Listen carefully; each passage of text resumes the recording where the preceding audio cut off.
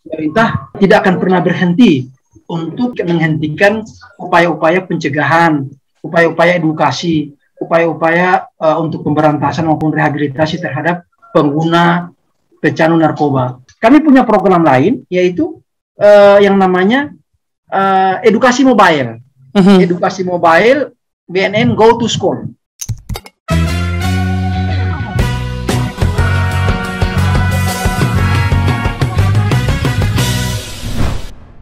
Yuk ambil posisi, kita kembali lagi ya di podcast Garis Depan. Setelah sekian beberapa bulan yang kemarin kita belum membuat konten-konten, dan perdana saat ini kami akan ngobrol bersama Koordinator Bidang Pencegahan dan Pemberdayaan Masyarakat BNNP Gorontalo, Bapak Muars Daud SE.MAP. Dan hari ini podcast kami berbeda. Kita ngobrol santainya bersama Pak Muars ini via Zoom. Dan nantinya kita akan ngobrol banyak tentang bagaimana program-program BNNP untuk mengatasi permasalahan tentang narkoba yang ada di Provinsi Gorontalo. Kita sapa dulu beliau. Assalamualaikum Pak Muars. Assalamualaikum Pak. Waalaikumsalam warahmatullahi wabarakatuh. Sehat Pak? Sehat, ada sedikit. Alhamdulillah. Saya dengar kabar Bapak agak kurang sehat dan baru keluar dari rumah sakit. Ya. Maskernya Pak? Kan cuman sendiri dah. Baik, oke. Meskipun sakit, beliau ini bersedia. Maksudnya meskipun masih belum begitu fit, beliau bersedia atau menyempatkan waktu untuk hadir di channel podcast kami Garis Depan. Oke, Pak Muars, ini kita ketahui ya bersama persoalan narkoba ini cukup signifikan atau sangat mempengaruhi pertumbuhan generasi muda. Nah, bagaimana persoalan narkoba ini yang ada di Gorontalo? Mungkin Pak Muars bisa menjelaskan sedikit seperti apa yang ada di Gorontalo saat ini. Ya, kalau kita bicara tentang narkoba, maka itu tidak ada akhirnya. Artinya tidak ada jeda, tidak ada istirahatnya. Orang tetap akan mencari peluang, mencari momen bagaimana narkoba itu tersebar luas kepada masyarakat. Jadi teknik strategi mereka untuk penyebarluasan informasi, penyebarluasan narkoba itu dengan berbagai cara, ya, baik cara-cara yang sudah tradisional, konvensional, maupun sekarang ini sudah menggunakan modern. Namun tentu pemerintah tidak akan pernah berhenti untuk menghentikan upaya-upaya pencegahan, upaya-upaya edukasi, upaya-upaya untuk pemberantasan maupun rehabilitasi terhadap pengguna pecandu narkoba. Terutama untuk pemberantasan sendiri, kami BNNP maupun BNNK dan jajaran maupun kepolisian itu terus melakukan pemantauan, melakukan pengembangan terhadap kasus yang sudah ditemukan sebelum-sebelumnya, untuk supaya nanti kita bisa dapatkan pengedar narkoba atau bandar narkoba yang memang skalanya skala besar. Itu yang kita harapkan. Sehingganya upaya usaha yang maksimal kita lakukan itu kita harapkan bisa memberikan efek kejut atau efek jera bagi pengguna, pengedar maupun bandar narkoba tersebut. Karena kenapa? Karena target kita adalah bagaimana menyelamatkan generasi muda atau pemuda-pemuda yang menjadi aset bangsa, yang ke depan kita harapkan mereka menjadi penyambung estafet bangsa meneruskan pembangunan. Tentu kita harus yakinkan, kita pastikan bahwa mereka itu bersih narkoba. Nah, tentu kita tidak bisa diam.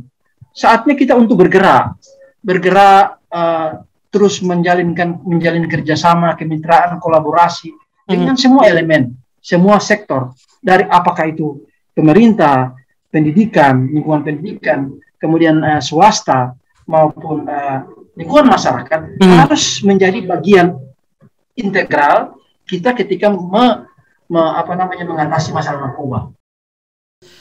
Sudah sejauh mana tingkat pemberantasan narkoba yang ada di Provinsi Gorontalo, Pak Muars? Ya, kalau kita bicara kalau BNN sendiri, kita tidak hanya bicara tentang pemberantasan. Kita bicara 3 hal kalau untuk BNP atau BNNK, karena itu menjadi tupoksi kita. Yang pertama pencegahan dan pemberdayaan masyarakat, yang kedua adalah rehabilitasi, kemudian yang ketiga adalah pemberantasan. Itu berbeda sedikit dengan teman-teman kepolisian. Teman-teman di kepolisian itu mereka lebih banyak bicara tentang pemberantasan. Tapi kalau BNNP kita bagaimana memberikan edukasi, memberikan informasi, penyuluhan, sosialisasi kepada masyarakat. Dan target kita adalah tingkat persepsi masyarakat tentang bahaya narkoba itu positif. Artinya maksud kami itu persepsi mereka terhadap narkoba itu menolak, kira-kira seperti itu. Mereka paham bahwa narkoba itu bahaya, sehingga mereka menolak narkoba tersebut. Untuk rehabilitasi sendiri, itu upaya pencegahan yang kita lakukan oleh BNNP, BNNK itu tentu tidak pasti semua maksimal. Pasti ada yang lolos. Nah, yang lolos inilah yang kita anggap sebagai kecanduan, artinya jadi pencandu.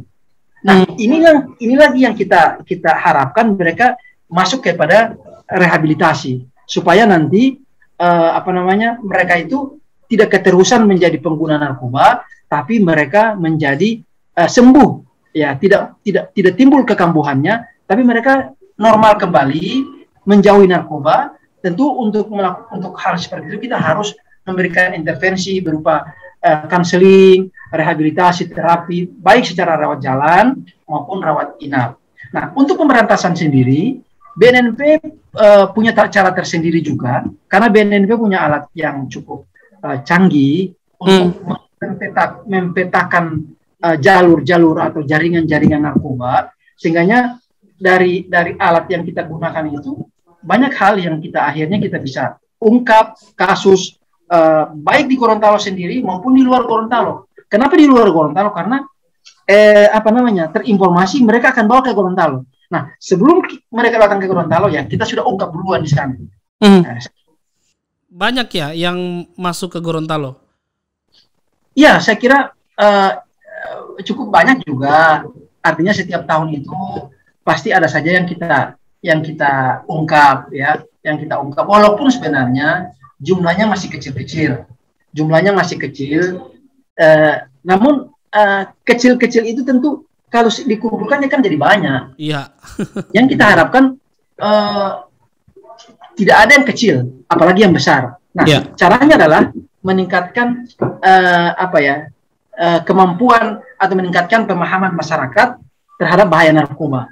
Kalau seandainya masyarakat itu atau siswa itu paham tentang bahaya narkoba, maka mereka tidak akan minta seberapapun tawaran-tawaran, bujukan-bujukan, rayuan-rayuan dari bandar, sindikat, pengedar dan sebagainya, mereka tidak terpedaya, mereka tidak terbujuk. Berarti Pak Muars butuh juga perhatian dari keluarga. Oh iya. Jadi ya untuk program tahun ini kami punya program yang disebut dengan ketahanan keluarga, Mas Alan. Jadi ketahanan keluarga itu fokus kami pada anak-anak remaja yang umurannya kira kurang lebih 10 tahun sampai 15 tahun, ya kan? Dan orang tua.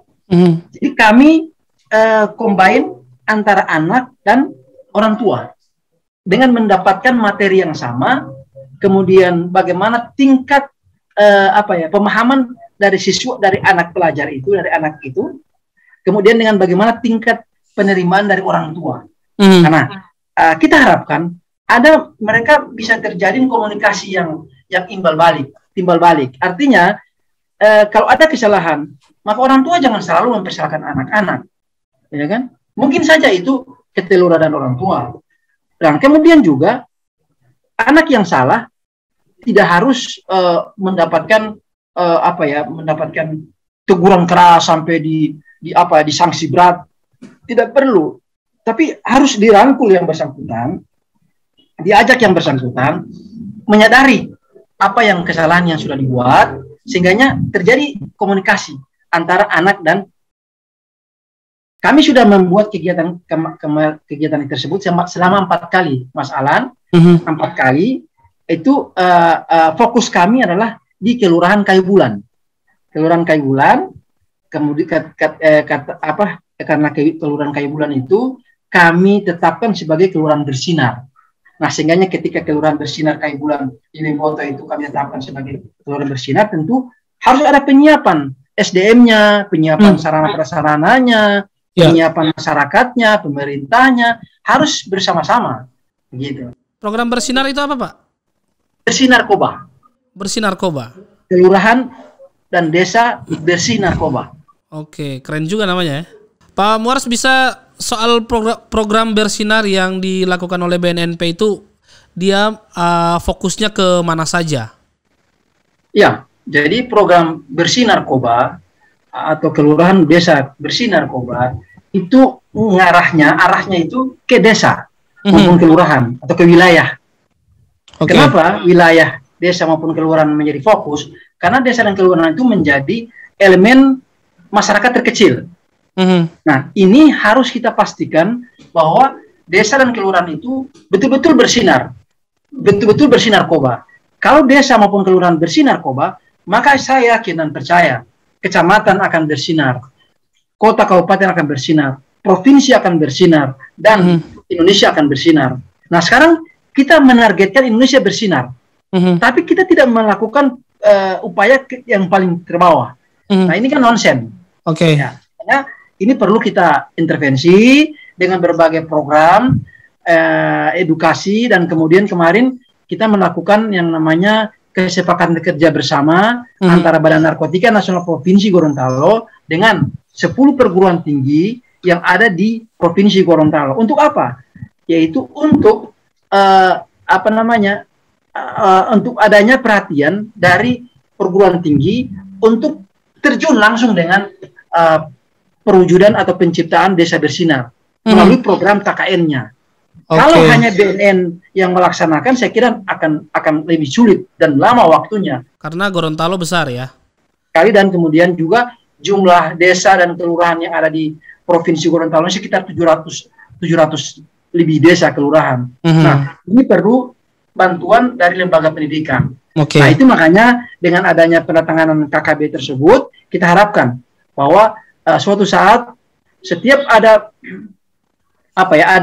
mahasiswa KKN turun ke desa. Mereka membawa misi, yaitu bagaimana misinya itu desa atau kelurahan bersinar. Jadi para mahasiswa ini juga diberikan bekal tentang informasi tentang pencegahan tentang narkoba. Iya, benar. Kami buatkan namanya buku SOP, Standar Operating Prosedur Pembentukan Desa dan Kelurahan Bersinar. Kemudian kemarin itu kami sudah luncurkan melalui para rektor, 10 rektor yang mengadakan kerjasama dengan BNNP Gorontalo, untuk kemudian kami harapkan mereka memperbanyaknya, menggandakannya untuk diserahkan kepada mahasiswanya yang akan turun KKN atau KKD namanya. KKN sama KKD. Oke, kalau KKN itu berarti di UNG ya? Kalau di UMGO? Iya, semua dia. Oke, berarti ada berapa universitas tadi, Pak? 10 perguruan tinggi. 10 perguruan tinggi. 10 perguruan tinggi yang ada di Provinsi Gorontalo. Semuanya sudah ikat kerjasama dengan BNNP Gorontalo. Oke, jadi itu cukup signifikan ya, cukup baik langkah-langkah BNNP untuk melakukan pemberantasan ataupun informasi-informasi ke masyarakat. Ya. Nah, bagaimana dengan tingkat sekolah? Ya, baik.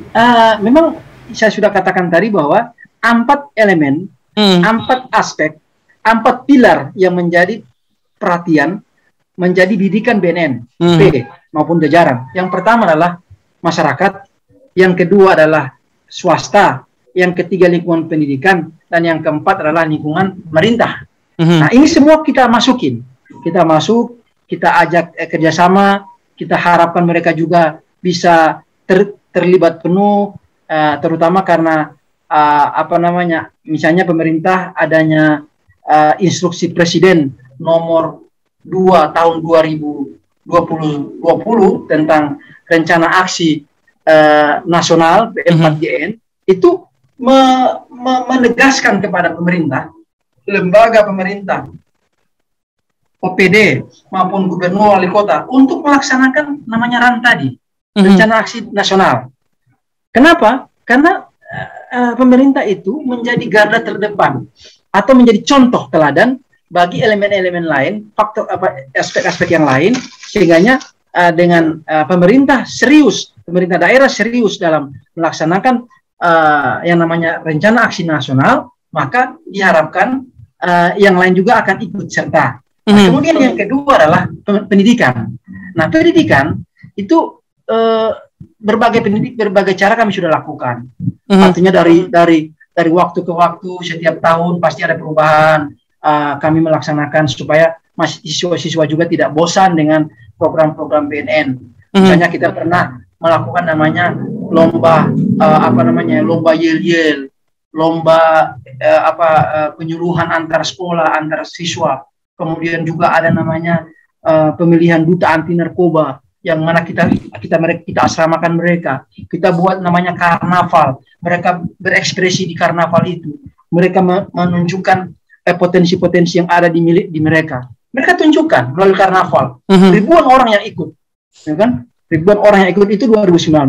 Di 2020 hanya karena pandemi, tapi kami terus melaksanakan yang namanya penyuluhan secara mobile, ya kan? Baik juga melalui podcast dan sebagainya. Nah, 2021 kami punya program lain, yaitu yang namanya edukasi mobile. Edukasi mobile BNN Go to School. Jadi BNN datang ke sekolah-sekolah? Ya, datang bukan dalam artian fisiknya yang datang, tapi program kami yang datang. Oh gitu ya. Kami yang datang, tentu kami akan melibatkan seperti sekarang ini daring, Zoom, dan tentu media sosial yang lain juga kami akan gunakan seperti Instagram, YouTube, kemudian Facebook, ya kan, maupun media sosial yang lain. Sehingga dengan demikian siswa-siswa itu kami harapkan menjadi followernya BNN dan jajaran. Ya, mereka bisa mengikuti apa yang menjadi kegiatan BNN dari waktu ke waktu. Seperti itu. Ya, ini menjadi program kami nanti. Insya Allah kami akan mulai dari Kabupaten Gorontalo. Ya, tapi tentunya bukan hanya edukasi, tapi kami juga akan bagaimana siswa-siswa itu mengembangkan potensi kreativitasnya. Misalnya mereka tampil nyanyi ke, atau membawakan yel-yel ke, TikTok lah, penyuluhan ke, dalam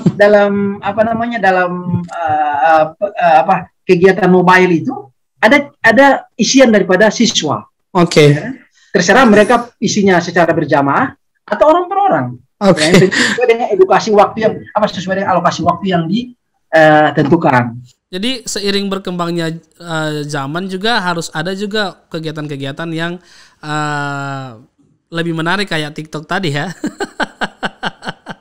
Artinya yang positif lah. Ya, oke. Mungkin dengan gaya-gaya yang lebih menarik, tapi masih dalam norma aturan-aturan yang ada ya. Dan mungkin bisa dibikinkan lomba apa biar mereka ini para remaja ya, siswa-siswa terkhususnya mereka memiliki kesibukan yang positif. Karena setahu saya kalau remaja itu tidak memiliki kesibukan, biasanya mereka melampiaskan ke hal-hal yang negatif. Seperti itu kira-kira. Jadi mungkin BNN melaksanakan menggelar seperti lomba kreativitas membuat vlogger atau ataupun lomba menulis ataupun membuat video film pendek seperti itu yang memang saat ini lagi digandrungi banyak anak-anak muda ya. Nah, ini mungkin di tahun depan sih ya, siapa tahu BNNP bisa mensupport itu. Iya, alhamdulillah untuk lomba video singkat itu tahun 2020 kami laksanakan. 20 ya. Iya, 2020 kami laksanakan. Itu lomba video singkat tentu dan diikuti oleh remaja-remaja kita. Dan itu sukses sekali. Hanya memang karena pandemi ya dia ini kan tidak begitu ini tapi menghasilkan kualitas video yang baik ya. Namun ke depan juga mungkin kita akan mencoba merencanakan lagi video-video lomba video singkat seperti itu. Ya, mudah-mudahan ada waktu, ada anggarannya. Amin. Pak, saya mau tanya, dalam proses penyuluhan ataupun sosialisasi di lapangan pernah mendapat hambatan tidak? Ada masalah tidak di lapangan? Atau ada masyarakat yang merasa ini buang-buang waktu saja ya kan? Biasanya kan ada yang begitu. Iya. Sepanjang pengalaman saya selama ini hampir tidak ada hambatan, tantangan. Karena masyarakat sangat paham, sangat sadar bahwa apa yang kami lakukan ini bukan kebaikan BNNP atau jajaran, bukan. Tapi ini kebaikan masyarakat sendiri. Kenapa? Kerusakan yang ditimbulkan oleh narkoba itu sudah terlihat nampak, nyata.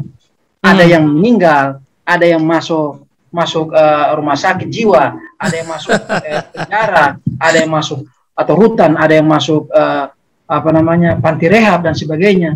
Itu nyata. Nah, sehingganya kalau kita tidak melakukan antisipasi, tidak melakukan upaya-upaya yang signifikan untuk mengurangi penggunaan narkoba atau tidak untuk tidak melakukan hambatan-hambatan terhadap peredaran narkoba, maka yang rugi pasti masyarakat. Yang rugi masyarakat, ya kan?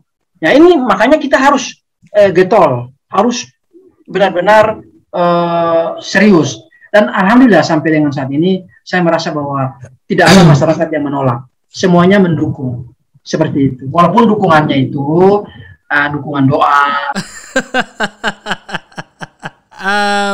Oke, terus bagaimana? Ini ada cerita-cerita sedikit dari beberapa teman, katanya yang memicu generasi muda ini terjun ke dunia hitam, apalagi menggunakan narkoba dan melakukan hubungan-hubungan yang di luar batas, itu biasanya ada dari efek lingkungan ataupun keluarga. Biasa anak-anak yang broken home. Tapi tidak semua ya, tapi kebanyakan mereka yang datang di dunia hitam itu adalah orang-orang yang seperti itu. Kecewa dengan rumah tangga, kecewa dengan keluarga. Nah, bagaimana penguatan dari BNNP terhadap ketahanan keluarga mereka? Iya, jadi memang yang saya katakan tadi, ada kegiatan kita namanya kegiatan ketahanan keluarga, ada namanya kegiatan soft skill. Artinya bagaimana kita memberikan keterampilan kepada anak-anak, kepada remaja, kepada orang tua, sehingga mereka itu bisa berperan sebagai teman sebaya di lingkungan sekolahnya. Karena memang kita menyadari bahwa terkadang anak-anak itu mereka tidak open terhadap orang tuanya sekalipun, ya kan? Tidak open, tidak terbuka. Karena itu privasi mereka. Iya, tapi mereka terbuka dengan teman-teman sebayanya. Nah, teman sebaya inilah yang kita godok. Teman sebaya inilah yang kita bentuk supaya mereka menjadi teman sebaya yang memperbaiki, yang mengajak ke kebaikan ya. Mengajak kebaikan, bukan teman sebaya yang mengajak kepada keburukan. Nah, itu makanya namanya kegiatan soft skill. Nah, kami menyadari, Mas Alan, bahwa ada tiga aspek yang mempengaruhi perilaku anak. Yang pertama adalah faktor masyarakat, ya kan? Kemudian yang kedua adalah faktor keluarga, dan kemudian yang ketiga faktor lingkungan, ya kan? Jadi atau pendidikan. Jadi faktor masyarakat, pendidikan, dan keluarga. Tapi hasil penelitian daripada lembaga perlindungan anak menempatkan keluarga itu memiliki kontribusi sebanyak 60% dari kontribusi perubahan perilaku anak. 60% loh, bukan sedikit. Kemudian 20% itu kontribusi dari lingkungan pendidikan. 20% laginya adalah kontribusi dari lingkungan masyarakat. Jadi lingkungan pendidikan tambah lingkungan masyarakatnya 60%. Dibandingkan dengan lingkungan keluarga 60% masih jauh di atas. Oleh karena itu lingkungan keluarga ini benar-benar harus mereka harmonis, tidak broken home. Nah, seperti itu. Sehingga kita bisa memastikan bahwa anak-anak itu benar-benar anak-anak yang lahir dari keluarga yang baik ya. Kemudian kalau tiba di lingkungan sekolah, nah lingkungan sekolah anak-anak sekarang kalau guru-guru yang saya lihat saat ini, kalau guru bilang, nah sudah ya, nggak usah lagi itu, jangan lagi dilakukan.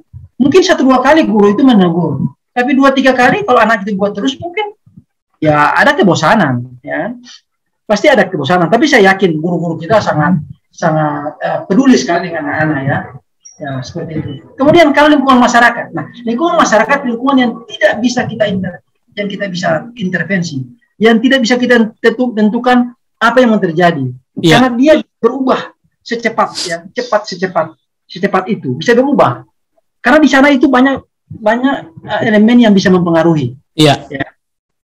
Sehingga dari 3 elemen tadi, 3 faktor lingkungan tadi, keluarga itu harus benar-benar kita pastikan bahwa keluarga yang anak-anak kita lahir dari keluarga yang harmonis. Baik, terima kasih Pak Muars. Saya mendengar informasi beberapa hari ke depan ada kegiatan lagi dengan para siswa, benar Pak? Ya, itu yang saya katakan tadi. Saya ada namanya kegiatan edukasi mobile, BNN Go to School. Edukasi mobile, BNN Go to School. Kemudian untuk tahap pertama ini kami akan fokus kepada sekolah-sekolah SMA SMK yang ada di Kabupaten Gorontalo saja dulu. Nanti untuk kabupaten-kabupaten lain kita akan agendakan lagi. Yang jelas bahwa anak-anak sekolah ini bisa mengikuti secara daring seperti ini, bisa mengikutinya secara Zoom, ya, dan kemudian yang lainnya kita harapkan melalui medsos yang ada, medsos BNNP yang ada. Nanti kita akan share medsosnya BNNP. Baik, terima kasih Pak Muars atas kesempatannya sudah hadir di podcast Garis Depan meskipun kita menggunakan via Zoom karena memang kondisi yang belum maksimal ya, karena Pak Muars lagi dalam proses penyembuhan, sehingga kami mengundang beliau ini ngobrol hanya via Zoom saja. Tapi alhamdulillah kita sudah dapat banyak informasi dan berbagai macam program yang akan dilakukan oleh pihak BNNP Gorontalo, baik itu dari Desa Bersinar, terus ada teman sebaya dan soft skill, dan masih banyak lagi.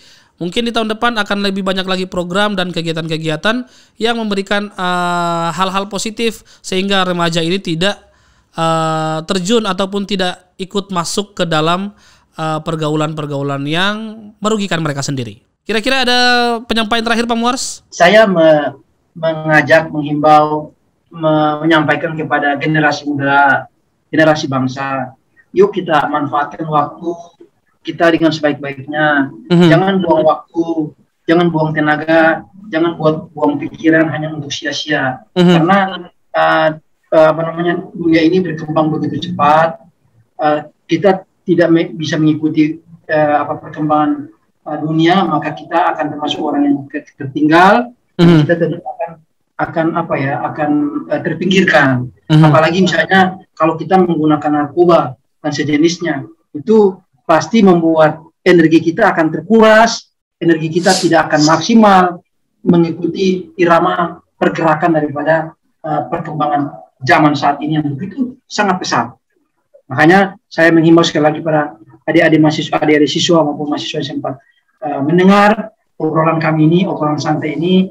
Yuk kita kembangkan potensi kita. Kita jadikan diri kita sebagai punya manfaat kepada banyak orang. Nah, karena sebaik-baik orang itu, kata Rasulullah adalah ketika dia banyak berbuat baik pada orang lain. Keren. Terima kasih sekali lagi Pak Muars sudah hadir di channel podcast kami dengan berbagai macam pembahasan yang cukup santai. Kita tidak begitu formal dan semoga Pak Muars bisa datang langsung ke studio kami untuk membahas berbagai macam program yang lainnya. Mungkin juga dengan kepala badannya sekalian bisa diundang Pak. Dan siapa tahu BNNK kabupaten kota lainnya juga bisa ikut dalam dialog-dialog seperti ini bersama kami di channel podcast Garis Depan. Terima kasih. Saya Alan Pakaya. Bye.